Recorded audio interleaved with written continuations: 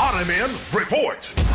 Patay ang usa ka lalaki tungod sa insidente sa pagpanunggab nga nahitabo alas 6 sa gabi kagahapong adlaw, Marso 5, 2025 sa barangay Malalay, Lungsod sa Ronda. Ang biktima na ilhan nga si Ryan Sardanya sa 39 anyos ug usa ka mang-uuma. Samtang ang suspetsado mao ang mismong igagaw niini nga si Feliciano Birondo, 56 anyos, nga usa-usab ka mang-uuma sa susamang dapit. Base sa investigasyon sa kapulisan, ang biktima ug ang suspect nagpuyog nga nagtagay ug sa dihang nangahubog kini nagkalalis kini ug miabot na sa punto nga gidunggab sa suspect ang biktima sa buko-buko nga bahin niini. Gigamit niya ang pinuti nga may gitas-on nga 17 ka pulgada. Saksi sa maong insidente ang kapuyo sa biktima. Tungod niini gideklarar nga dead on the spot ang biktima. Samtang ang suspect mag-atubang og kaso nga homicide ug nabalhog na sa prisuhan sa lungsod sa Ronda.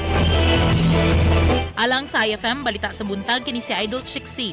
Di kapungan sa paghatod sa nagunaw labas nga balita. Tatak RMN, tatak IFM balita.